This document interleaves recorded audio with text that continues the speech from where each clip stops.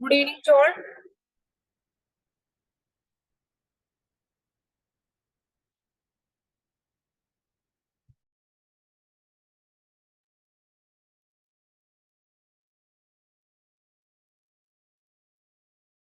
ക്ലാസ്സില് ആരും ഇല്ല. Okay, chapter 7 motion of A rigid body ആണ് സ്റ്റാർട്ട് ചെയ്യണത്. Chapter 7 motion of A rigid body, page number 130 111 ആണ് കേട്ടോ പേജ് നമ്പർ. 113 അല്ല.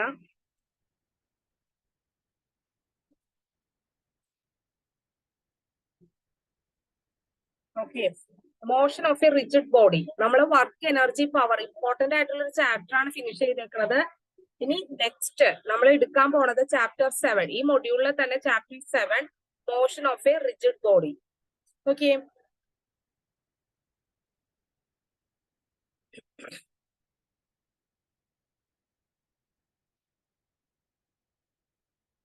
എന്താണ് മോഷൻ ഓഫ് റിജിഡ് ബോഡി എന്ന് പറഞ്ഞാല്? Rigid body is one which has a definite and unchanging space even when external forces are applied.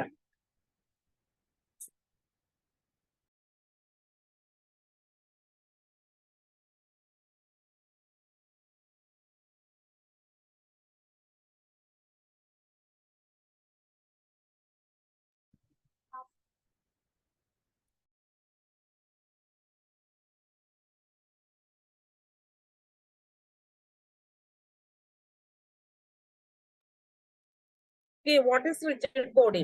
Rigid body യുടെ ഒരു definition ആണ്, a rigid body is one which has a definite and unchanging space even when external forces are applied.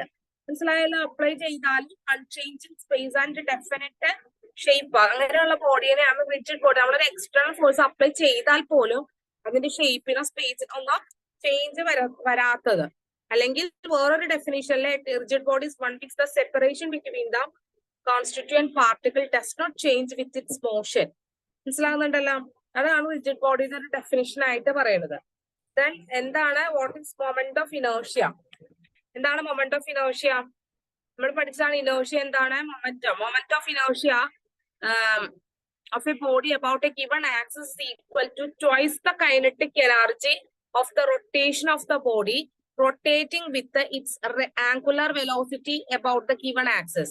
Moment of inertia definition: a given axis is equal to twice the kinetic energy of the rotation of the body rotating with the unit angular velocity about the given axis. നമുക്ക് moment of ഇനേർഷ്യനെ mr² എന്ന് പറഞ്ഞ് denote ചെയ്യാം. mr². Okay, ഇതാണ് moment of inertia.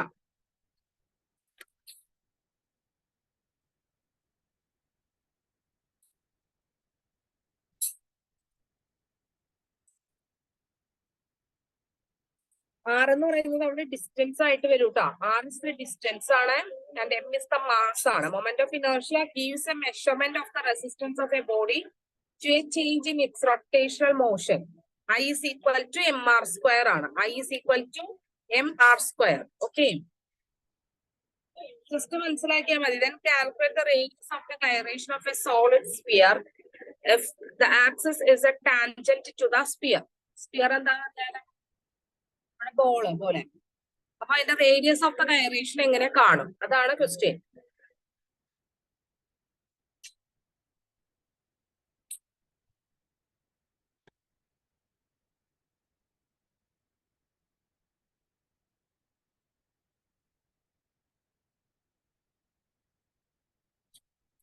നമുക്കറിയാം moment of inertia I is equal to mr² ആണ്. mr².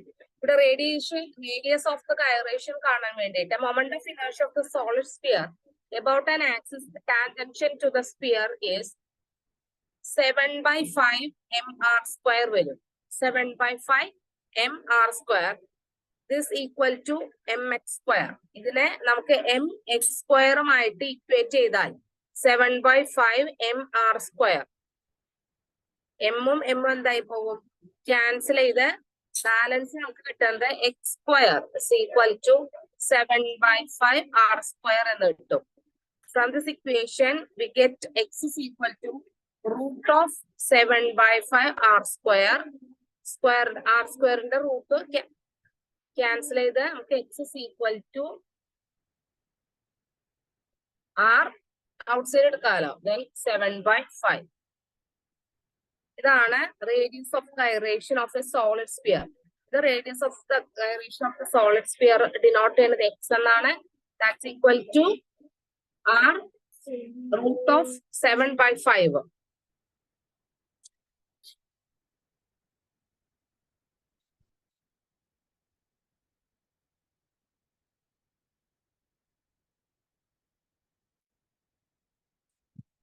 Okay. Next in the moment of inertia. Moment of inertia. MR square and the mathematical expression and its unit. Okay. The moment of inertia of a rigid body about a given axis of rotation is measured by the sum of the product of the masses of the various particles and square of their perpendicular distance from the axis of the rotation. Okay. Okay.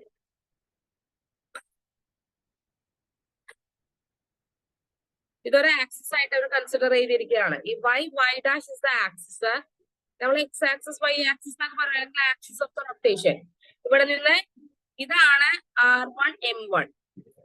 This is R2, M2. All particles in various particles in the mass and the distance from the axis. That is the distance.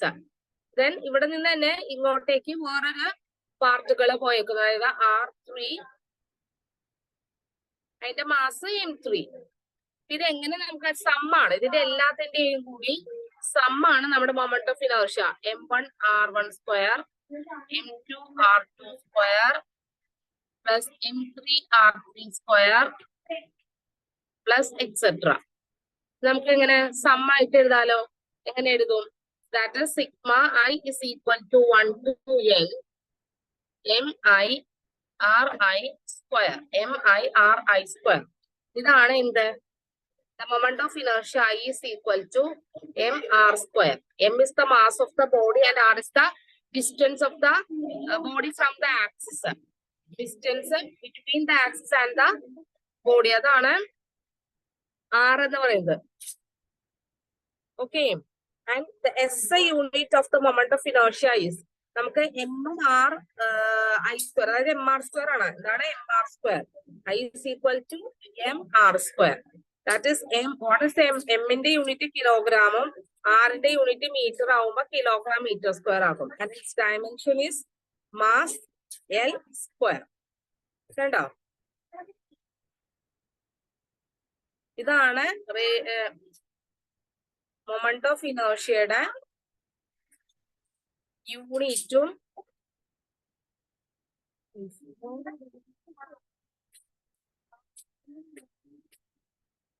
Okay. Mathematical expression I is equal to M-R square then kilogram meter square and that is ml square. It's the dimensions of the moment of inertia.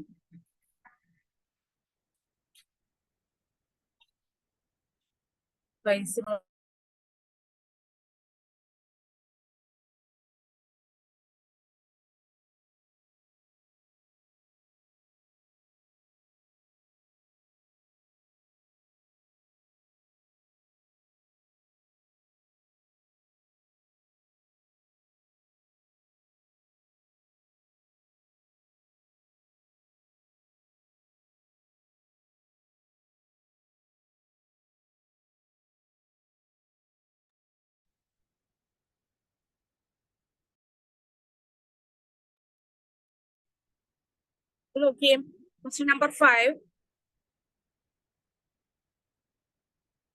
Suppose a rigid body has mass m, radius r, moment of inertia I, and it is rolling down an inclined plane of height h.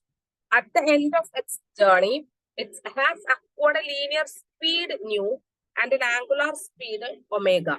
Assume that the loss of energy due to the friction is small and can be neglected.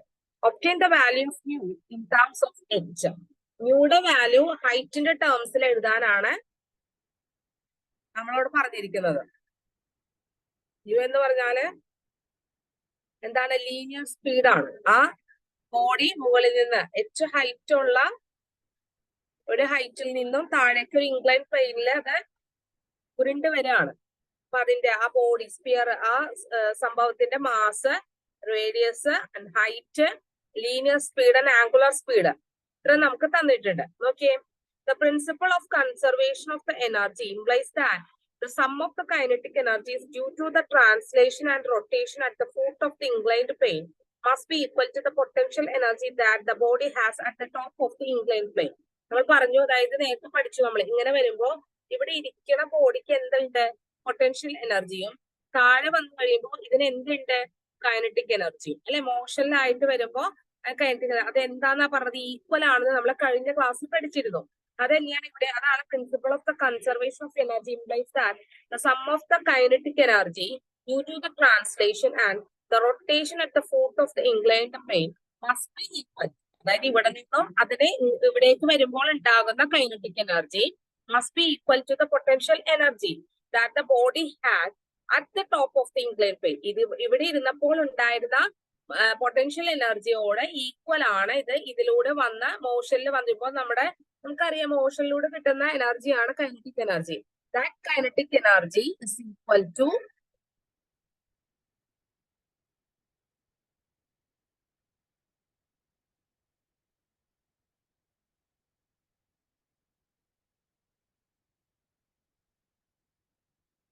the body at the height. That is the potential energy. Half m mu square plus half I omega square is equal to mgh. U is the linear speed and omega is the angular speed. If the motion is pure rolling and there is no slipping, we can write U is equal to R omega. Okay. Then inserting this expression is equal in equation 1. ഇതിനെ ഇതിലേക്ക് substitute ചെയ്യുമ്പോൾ നമുക്ക് എന്ത് കിട്ടും?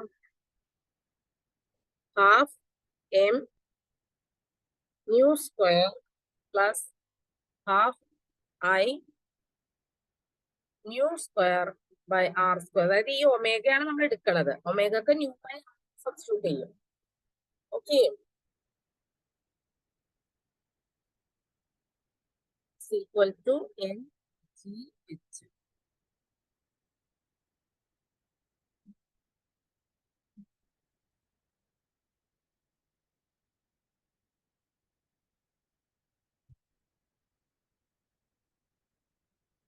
Okay. To take a simple example, let the body be its moment of inertia about its own axis is mr square. നമുക്കറിയാം, moment of inertia I is equal to mr square. Equation 2 then gives half mv square, u square plus half, what is I? mr square. Therefore, mr square mu square by r square, that's equal to mgh. അപ്പൊ ഇത് നമുക്ക് എന്ത് ചെയ്യാം? r square cancel ചെയ്യാം. Then we get half mv square minus half mv square is equal to mgh. ഞാനിവിടെ എല്ലാം minus ഇട്ട, രണ്ടും പ്ലസ് അല്ലേ ചെയ്യേണ്ടത് നമുക്ക്. അപ്പൊ നോക്കിയേ, 2 അല്ല, ഹാഫ് തമ്മിൽ കൂട്ടുമ്പോ 1. m mu square is equal to mgh. Then mu square is equal to gh and mu is equal to root of gh. മനസ്സിലായോ? അതാണ് ഒക്ടേന്റെ value terms of the h. ന്റെ ടേംസിൽ നമുക്ക് എന്ത് കിട്ടും? Root of nu. അതായത് ന്യൂ എന്ന് പറയുന്ന linear speed is equal to root of the acceleration due to gravity into the height. Okay, നോക്കി ക്വസ്റ്റ്യൻ ഒന്ന് റെക്കോർഡ് ക്ലാസ്സിൽ വരുമ്പോ നോക്കുക.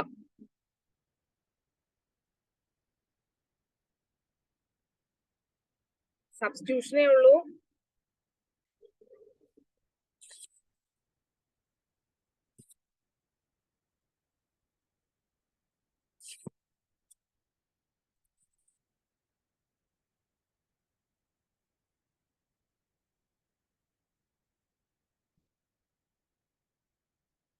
Okay.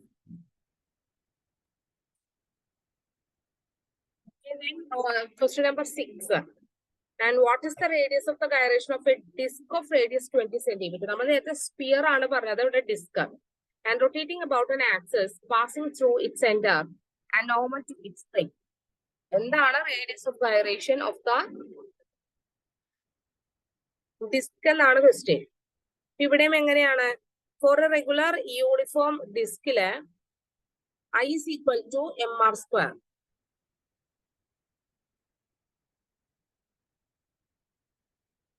നമ്മളിവിടെ I is equal to the moment of inertia I is equal to mk square എന്നാണ് എടുത്തേക്കുന്നത്. അതായത് half mr square. Radius of the gyration k is equal to നമുക്ക് എങ്ങനെ എഴുതാം? r divided by √2 എന്ന് എഴുതാം. അപ്പോ r നമുക്ക് തന്നിട്ടുണ്ട് എത്രയാണ്? 20 divided by √2. 20 divided by √2 നമുക്ക് എങ്ങനെ എഴുതാം?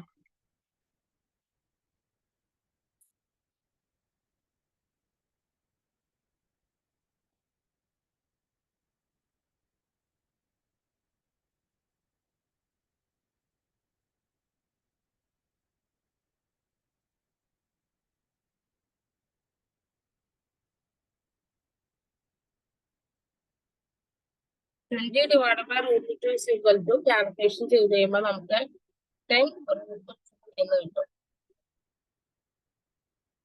അതായത് എങ്ങനെ വന്നതെന്ന് വെച്ചാൽ 20 into √2 divided by നമുക്ക് എന്ത് വരും? √2 into √2 എന്താണെന്ന് അറിയാമോ? 2 ആണ്. 20 into √2 divided by √2 into √2 is equal to 2 വരും.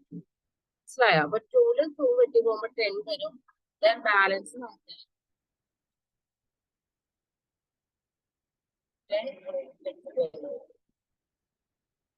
അങ്ങനെയാണ് 10 42 വന്നത്. അതായത് ന്യൂമറേറ്ററിലോ ഡിനോമിനേറ്ററിലും നമ്മൾ എന്ത് വെച്ച് ഡിവിഷൻ ചെയ്യും? √2 വെച്ച് ഡിവിഷൻ ചെയ്യും.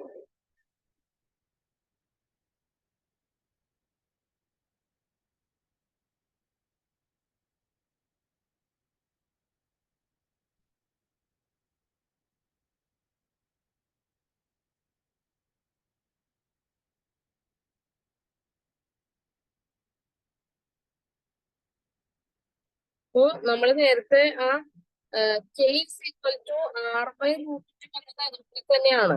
അതായത് k സ്ക്വയറിനെ നമ്മൾ എന്ത് ചെയ്തു? r square by 2. അതായത് നമ്മള്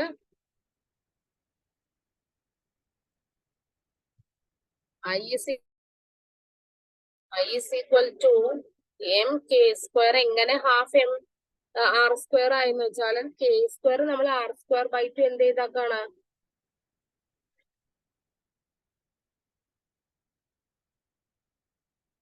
മനസ്സിലായോ? സബ്സ്റ്റിറ്റ്യൂട്ട് ചെയ്തു. k square is equal to r square by 2. മനസ്സിലായോ?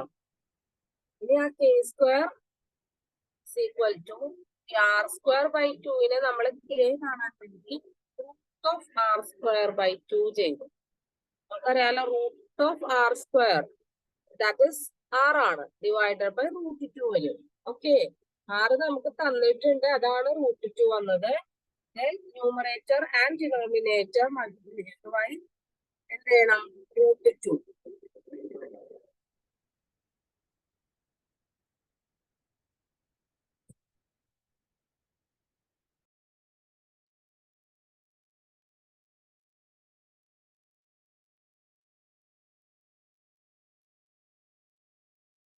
ഓക്കെ, ഇങ്ങനെയാണ് ആ ക്വസ്റ്റ്യന്റെ ആൻസർ വരുന്നത്.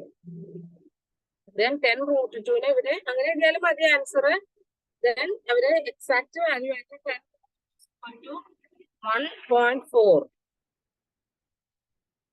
1.4 അല്ല 14.14 സെന്റിമീറ്റർ 14.14 സെന്റിമീറ്റർ ആയിട്ട് എക്സാക്ട് വാല്യൂ 10 സെന്റിമീറ്റർ എഴുതിയിട്ടുണ്ട്. ഓക്കെ, അങ്ങനെയാണ് അതിന്റെ ആൻസർ വരുന്നത്. Okay, radius of gyration. അതായത് നമ്മൾ ആദ്യം തന്നെ k സ്ക്വയറിന് കൊടുക്കുന്ന വാല്യൂ അനുസരിച്ചാണ്. What is k square? r square by 2. പിന്നെ അത് സബ്സ്റ്റിറ്റ്യൂട്ട് ചെയ്ത് പോവുകയാണ് ചെയ്യുന്നത്. Okay, The next question is question number 7. നിങ്ങൾ ഞാൻ ഇപ്പൊ ഇവിടെ ക്ലാസ്സിൽ ആരും തന്നെ കയറിയിട്ടില്ല. അപ്പോ റെക്കോർഡർ ക്ലാസ് കാണുന്നവര് പേപ്പറും പേനയും എടുത്ത് ഇതിന്റെ പ്രോബ്ലംസ് വരുമ്പോ സബ്സ്റ്റിറ്റ്യൂഷൻ ഒക്കെ എങ്ങനെയാന്ന് നോക്കി ക്ലിയർ ആയിട്ട് എഴുതി പോകണം. ഓക്കെ, ആദ്യത്തെ ക്ലാസ്സുകളിലൊക്കെ 8 പേര് 9 പേരൊക്കെ കയറിക്കൊണ്ടിരുന്നതാണ്. ഇപ്പൊ ആയിട്ട് 6 ക്ലാസ്സില് ഇത്രയും ഇങ്ങനെ ആരും കയറാതിരുന്ന ഒരു ബാച്ച് ഒന്നും ഉണ്ടായിട്ടില്ല കേട്ടോ. അപ്പൊ നിങ്ങൾ എല്ലാവരും ക്ലാസ്സിൽ കയറുക. റെക്കോർഡ് ക്ലാസ് കാണുമ്പോൾ നമ്മൾ എല്ലാ ക്ലാസ്സുകളും ഇടണത് നിങ്ങൾക്ക് വേണ്ടിയിട്ടാണ്.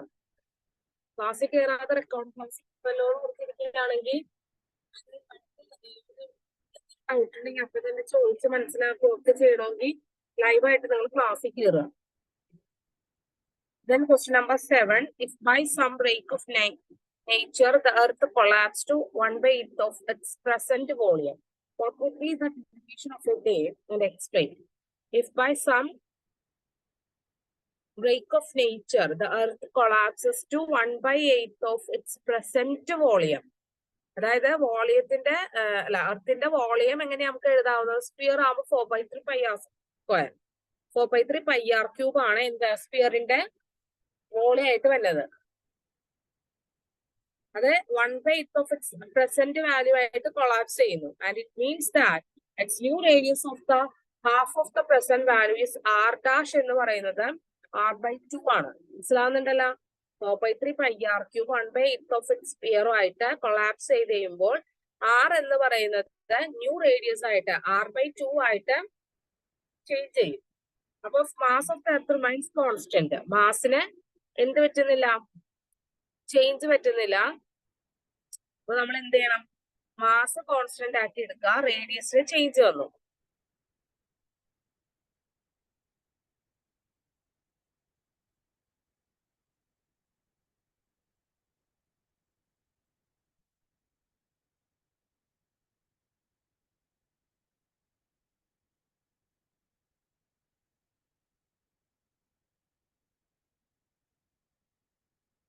If mass of the earth remains constant, the moment of inertia of the earth I is equal to 2/5 mr².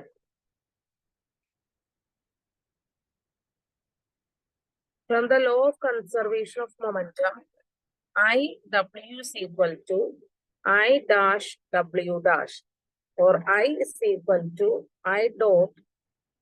ഇത് omega is equal to 2π/t is equal to I' 2π/t'. ഈ dash വല്ലത് പുതിയ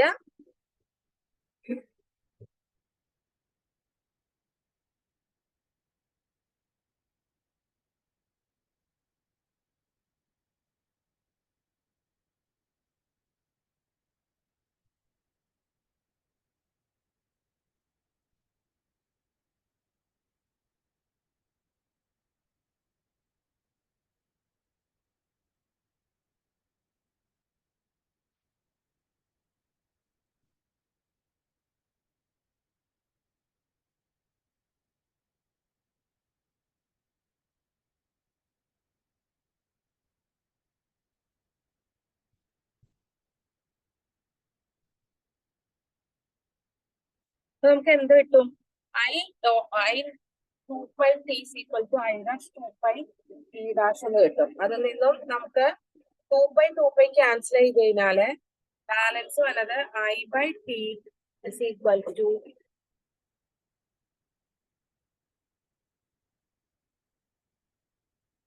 ഇതിൽ നിന്ന് നമുക്ക് t' എടുത്തെഴുതണം. I/I'(t). മനസ്സിലായോ?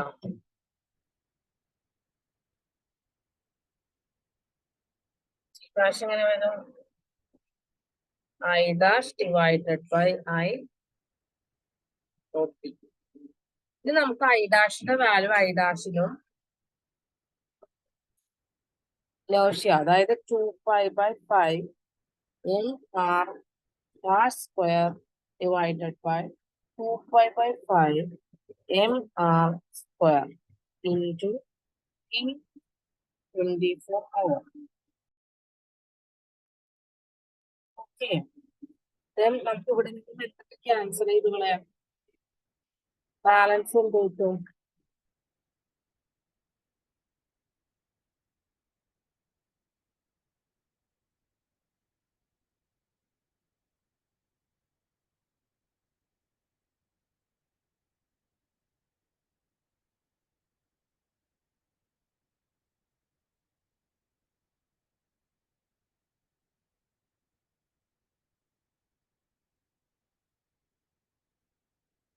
നമുക്കറിയാം R dash എന്തായിരുന്നു? R/2 ആയിരുന്നു അല്ലേ? അപ്പൊ നമുക്ക് ആർ ഡാഷ് ബൈ ആറിനെ 1/2 എന്നല്ലോ. അത് സബ്സ്റ്റിറ്റ്യൂട്ട് ചെയ്യുമ്പോൾ നമുക്ക് എന്ത് കിട്ടും? 1/2 ഹോൾ സ്ക്വയർ into 24.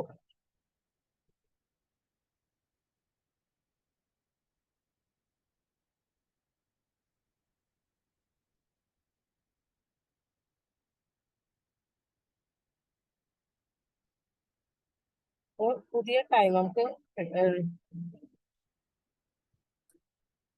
6 അവർ എന്നാണ് എന്ത് ഇംപ്രഷൻ പെർ ഡേ കിട്ടുന്നത്. പുതിയ ടി ഡാഷ് എന്ന് പറയുന്നത് 6 അവർ.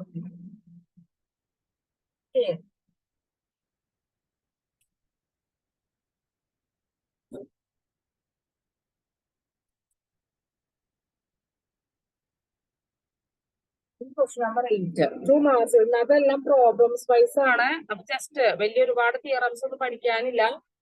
എളുപ്പമാണ്, നമുക്ക് മനസ്സിലാക്കിയ സബ്സ്റ്റിറ്റ്യൂഷൻ ഒക്കെ ചെയ്ത് പോകാനുള്ളൂ.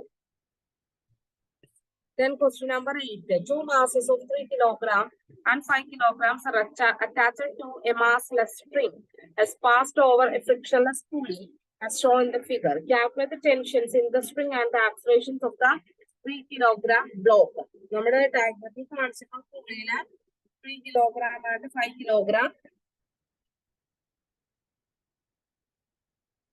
മാസസ് ഹാങ് ചെയ്തിട്ടുള്ള ഒരു പ്രോബ്ലം ആണിത്. ഇതിൽ ജി എടുക്കാൻ പറഞ്ഞിരിക്കുന്നത് 10 meter per second square ആണ്. അതായത് ആക്സിലറേഷൻ ഡ്യൂ ടു ഗ്രാവിറ്റി 9.8 10 എടുക്കാൻ പറഞ്ഞിട്ടുണ്ട്. ഇവിടെ നോക്കിയേ, the free body diagram of the arrangement is shown in the figure. If block M1 of mass 5 kilogram and M2 of mass 3 kilogram. M1ന്റെ mass ആണ് ഇവിടെ എന്ത് 5 kilogram പറഞ്ഞിരിക്കുന്നത്. And M2 is equal to 3 kilogram. Okay.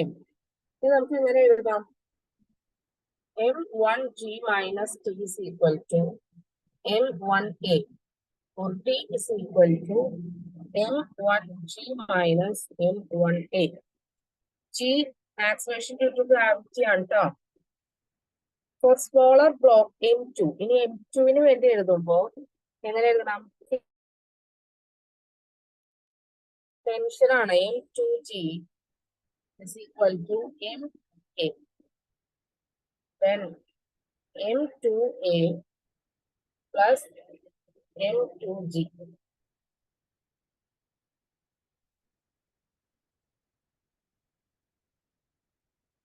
Therefore, M1 minus M2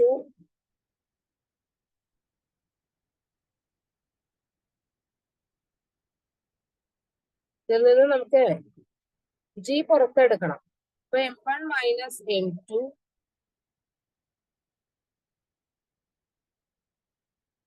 G is equal to M2 plus M1 A.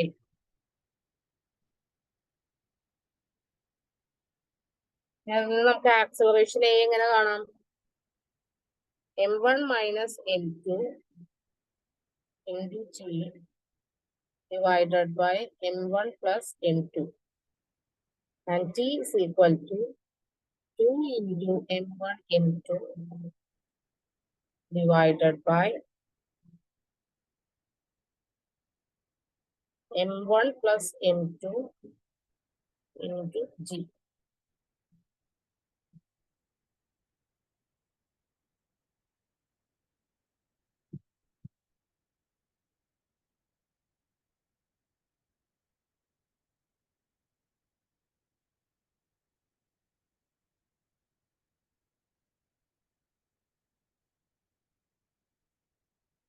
Okay.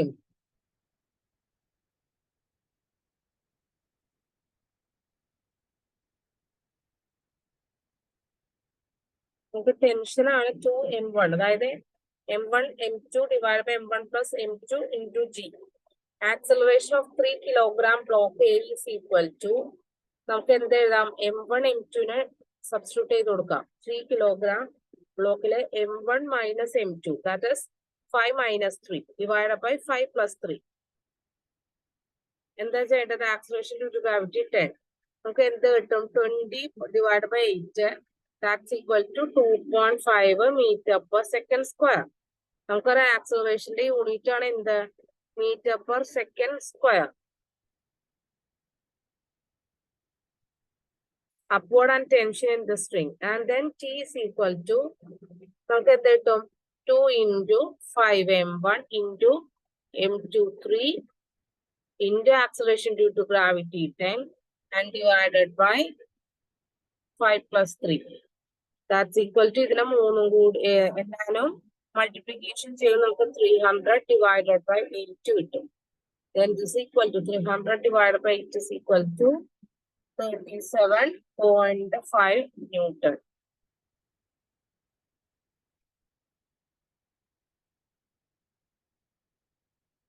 Okay.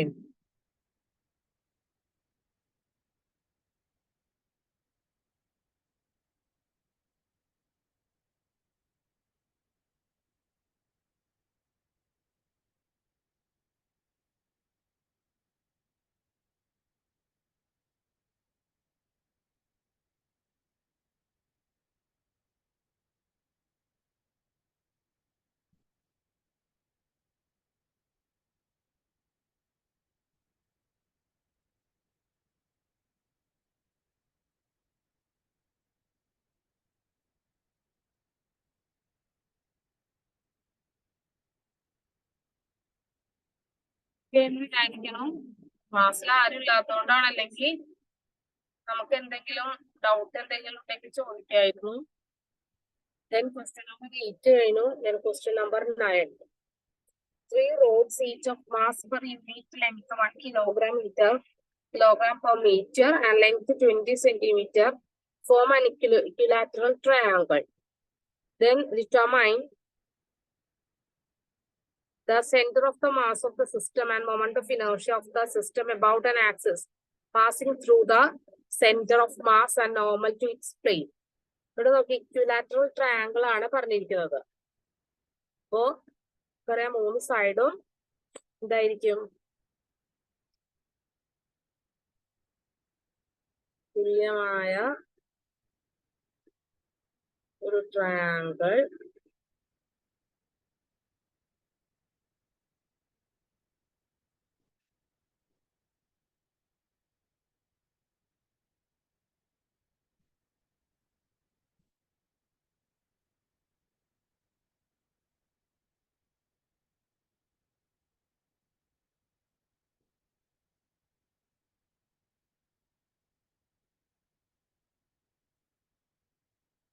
axis ആണ് y axis and this is the x axis.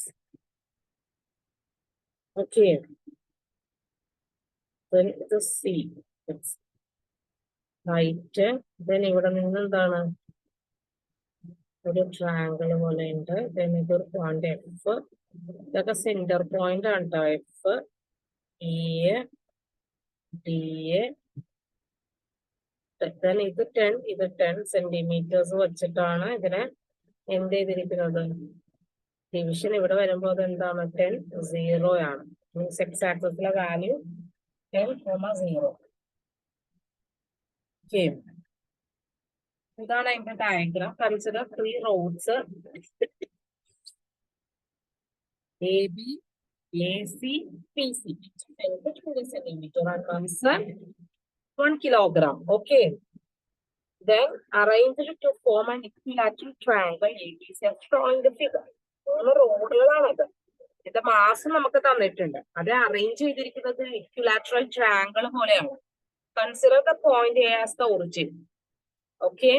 The mass of the three rods are effectively acting at their midpoints D, E and F respectively. Okay. ഞാൻ പറഞ്ഞില്ലേ Dയും Eയും F എന്താണ്? അതിന്റെ midpoints ആണ്. The first of the question to answer the center of the mass of the system. Center of the mass of the system ആണ് നമ്മൾ ആദ്യം കണ്ടുപിടിക്കേണ്ടത്. As shown in the figure, N1 equal to N2 equal to N3 gram. 1 kilogram per, that is mass 1 kilogram into 20 centimeter, and that's equal to 1 kilogram into 0.2 meter and 0.2 kilogram, therefore 200 gram. നമുക്കത് conversion നമ്മുടെ ടെക്സ്റ്റിൽ തന്നെ തന്നിട്ടുണ്ട്.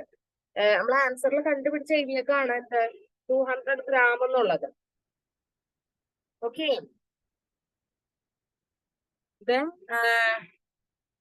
and XY coordinates of this point D, E, F are 10 centimeter 0, 5 centimeter 5 root 3 and 15 centimeter 5 root 3 centimeter. The XY coordinates of D, E, F ആണ് respectively. അത് നമ്മളെ മാത്തമാറ്റിക്സിൽ graph വരയ്ക്കുമ്പോൾ നമ്മൾ അതിന്റെ സെറ്റപ്പ് പോയിന്റ് കണ്ടുപിടിക്കാനൊക്കെ പഠിക്കുന്നുണ്ട്. And for centre of the മാസില് ഇനി നമ്മൾ എന്ത് ചെയ്യണം? ഫോർസ് നമ്മൾ കണ്ടുപിടിക്കുന്നത് സെന്റർ ഓഫ് ദ മാസ് ആണ്. നമ്മൾ കണ്ടുപിടിക്കുന്നത് M1 X1 plus M2 X2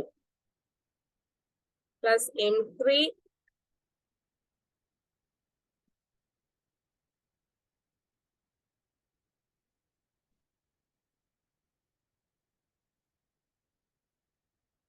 X3 divided by M1 plus M2 plus M3. നമുക്ക് എന്ത് ചെയ്യാം? എല്ലാം സബ്സ്റ്റിറ്റ്യൂട്ട് ചെയ്ത് കൊടുക്കാം. 200 into 10 plus 200 into 5 plus 200 into 15 divided by 200 plus 200 plus 200. That's equal to 10 centimeter. And നമുക്ക് എന്ത് കിട്ടും? X. Center of the mass X value കിട്ടും 10. Okay. Then what is Y? Y value കിട്ടാൻ M1 Y1 plus M2 Y2. രണ്ട് കോർഡിനേറ്റ്സും കാണണം നമ്മള്. M3 Y3 divided by M1 plus M2 plus M3. ഇനി അത് മൂന്നും നമ്മൾ എന്ത് ചെയ്യണം? സബ്സ്റ്റിറ്റ്യൂട്ട് ചെയ്യണം.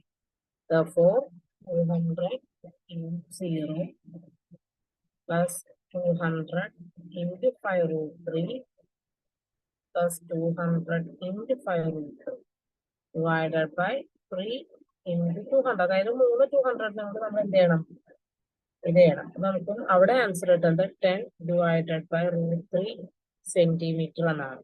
അപ്പൊ നമുക്ക് the coordinates of the center of the mass is എന്ത് കിട്ടും? എക്സിന്റെ വാല്യൂ ആയ 10ഉം വൈയുടെ വാല്യൂ ആയ 10 divided by root 3 centimeter ആണ് coordinates of the center of mass. So BVS, the center of the mass is the center of the equilateral point.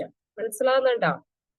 അതായത് എക്സിന്റെയും വൈയുടെയും terms നമ്മൾ കണ്ടുപിടിക്കുകയാണ്. Values 10 by root 3. ഈ നെക്സ്റ്റ് ക്വസ്റ്റ്യൻ തന്നിരിക്കുന്നത് moment of inertia of the system about an axis at passing through the center of the mass and normal to its plane ആണ്. അപ്പൊ moment of inertia നമുക്കറിയാം I is equal to M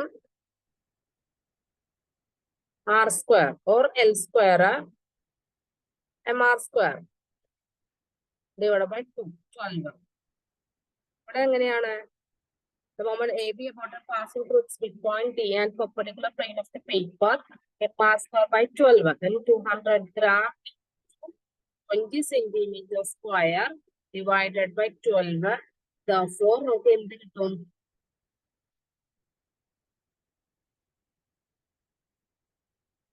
3 വരും.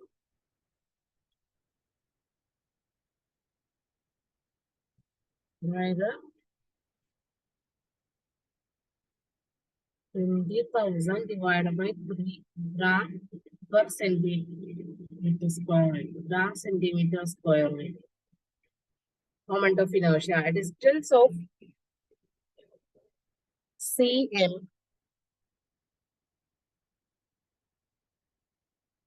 from D is B is equal to Y is equal to 10 root 3. 10 by root 3. അതായത് ഡയഗ്രത്തിലുള്ളതാണ് നമ്മൾ പറയുന്നത് എന്താ വെച്ചാല് നമ്മുടെ സി എം കിടക്കുന്നത് എവിടെയാ സി ഇവിടെ മനസ്സിലായോ? അതായത് distance of C am from D ഡിയിൽ നിന്നുള്ള distance C M S D is equal to y is equal to 10 divided by root 3 centimeter.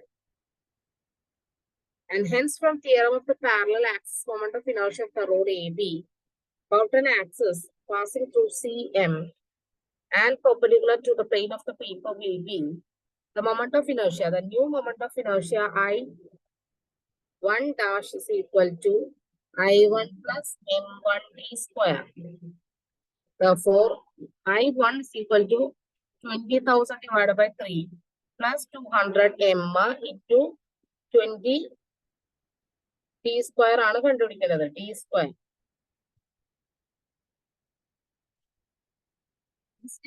T square നമുക്ക് കിട്ടി 10.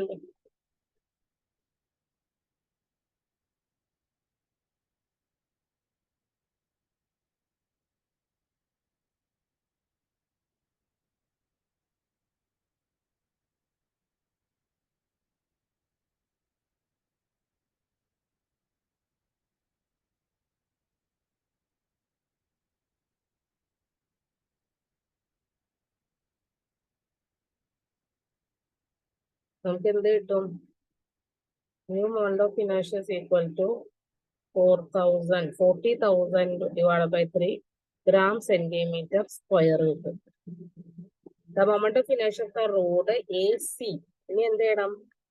AC and of a BC about the axis passing through CM will be 40,000 divided by 3 and 40,000 divided by 3 centimeter square. Therefore, the moment of inertia of the whole system ഈ മൊത്തം ഇതിന്റെ inertia കാണുമ്പോൾ I എന്ന് പറയുന്നത് 3 into I1 dash ആണ്. That's equal to 40,000 gram centimeter square. അതായത് നമ്മൾ എന്ത് ചെയ്യും?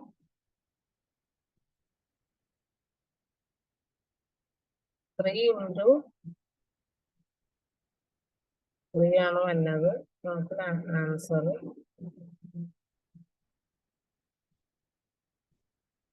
Centimetre square. ഇതാണ് നമുക്ക് പുതിയ moment of inertia of the whole system. I is equal to 3I dash. That's equal to 40,000 gram centimeter square എന്ന് ആൻസർ കിട്ടും. Okay.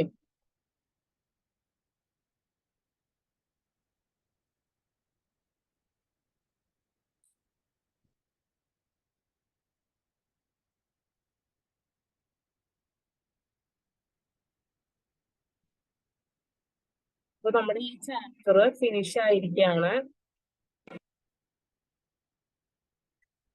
ചാപ്റ്റർ അതായത് മൊഡ്യൂൾ 1 നമ്മുടെ ഫിനിഷ് ആയ module 2 mechanics of the solids and ഫ്ലൂയിഡ്സിലേക്ക് നമ്മൾ പോവാണ്. അപ്പോ മൊഡ്യൂൾ 1 പബ്ലിക് എക്സാമിന് വരുന്ന ചാപ്റ്ററിൽ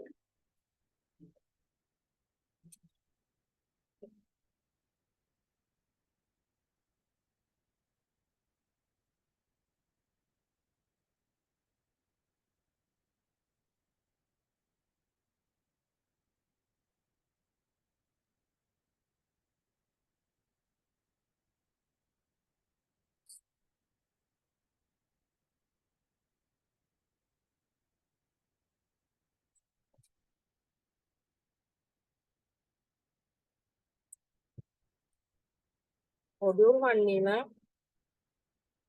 ലോസ് ഓഫ് മോഷനും വർക്ക് എനർജി ആൻഡ് പവറും laws of motion, work energy and power. ഈ രണ്ട് ചാപ്റ്റേഴ്സ് ആണ് കൂടുതൽ എക്സാം പോയിന്റ് ഓഫ് വ്യൂവിൽ നമ്മൾ പഠിക്കേണ്ടത്. ലോസ് ഓഫ് മോഷനും വർക്ക് എനർജി പവറും. പിന്നെ ഫസ്റ്റത്തെ ചാപ്റ്ററിൽ ഡയമെൻഷൻ എഴുതാൻ, യൂണിറ്റ്സ് എഴുതാൻ ഒക്കെ ചോദിക്കുന്നതാണ്. പിന്നെ ഗ്രാവിറ്റേഷൻ എന്നുള്ള ചാപ്റ്ററിൽ ലോസ് ഓഫ് ഗ്രാവിറ്റേഷൻസ്. ഓക്കെ, ഇപ്പൊ നമ്മൾ പഠിച്ച റിജിഡ് ബോഡിയുടെ ചാപ്റ്ററും ആ സ്ട്രെയിറ്റ് മോഷൻ സ്ട്രെയിറ്റ് ലൈനില് അതൊക്കെയാണ് വലിയ ഇമ്പോർട്ടൻസ് ഇല്ലാതെ. പക്ഷെ ഇക്വേഷൻ ഓഫ് മോഷൻ അനുസരിച്ച് പ്രോബ്ലംസ് ചെയ്യാൻ വരും. ആ 3 ഇക്വേഷൻസ് ഓഫ് പ്രോബ്ലംസ്.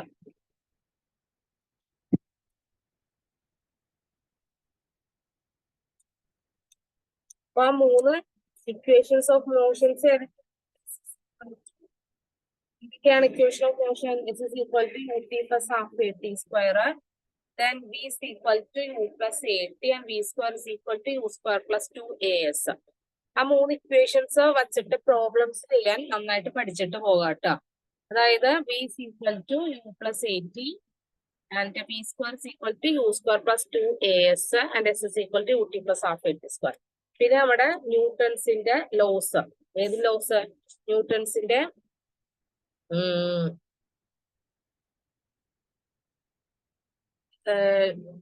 ഗ്രാവിറ്റേഷണൽ ലോസും ഉണ്ട്. First law of newton, second law and third law. അത് 3. Inertia, projectile motion.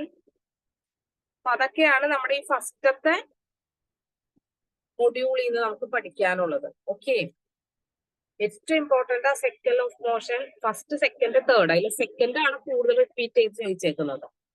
പിന്നെ വർക്ക് എനർജി പവർ, അത് കംപ്ലീറ്റ് പഠിച്ചിട്ട് പോകണം. അതിന്റെ പ്രോബ്ലംസ്, യൂണിറ്റ്, ഡയമെൻഷൻസ്, അതിന്റെ ഡെഫിനിഷൻസ്, അതുമായിട്ട് ബന്ധപ്പെട്ടുള്ള എല്ലാ കാര്യങ്ങളും നമ്മൾ എക്സ്ട്രാ എവിടെ നിന്ന് കിട്ടുന്നോ അതല്ല. അതായത് നമ്മുടെ നോർമൽ നോർമൽ സയൻസിന്റെ ടെക്സ്റ്റിൽ നിന്നും ഒക്കെ നമുക്ക് ആപ്ലിക്കേഷൻ, നമുക്ക് ഫിസിക്സ് ഒക്കെ ആയതുകൊണ്ട് ഈ ടെക്സ്റ്റിൽ നിന്ന് തന്നെ വരും എന്ന് ഒരിക്കലും വിചാരിക്കേണ്ട കാര്യം. ആപ്ലിക്കേഷൻ വൈസ് ക്വസ്റ്റ്യൻ എവിടെ നിന്ന് വേണമെങ്കിലും അവർക്ക് ചോദിക്കാം. അതുകൊണ്ട് അത്രയും ഡെപ്ത് ആയിട്ട് വേണം നമ്മൾ പഠിച്ചിട്ട് പോകാൻ. എളുപ്പമായിരിക്കും എന്ന് വിചാരിച്ച് പോകരുത്. കാര്യം പഠിക്കുന്നവർക്കേ നമുക്ക് ഫിസിക്സ് ഒക്കെ എളുപ്പമായിട്ട് കിട്ടാറുള്ളൂ. ഒരിക്കലും ഒന്നും പഠിക്കാതെ പോയിട്ട് നമ്മൾ ജയിക്കും എന്ന് വിചാരിച്ച് ആരും എക്സാം എഴുതാൻ പോകരുത്. നന്നായിട്ട് തന്നെ എല്ലാ പോർഷൻസും എല്ലാ ചാപ്റ്റേഴ്സും ക്ലിയർ ആയിട്ട് പഠിച്ചിട്ട് പോകണം. ആപ്ലിക്കേഷൻ ലെവലൊക്കെ കറക്റ്റ് ആയിരിക്കണം. അപ്പോ ഓക്കെ, 5 മിനിറ്റും കൂടി ഉള്ളൂ. നമുക്ക് നെക്സ്റ്റ് മൊഡ്യൂള് നെക്സ്റ്റ് ക്ലാസ്സിലായിട്ട് സ്റ്റാർട്ട് ചെയ്യാം. ഓക്കെ,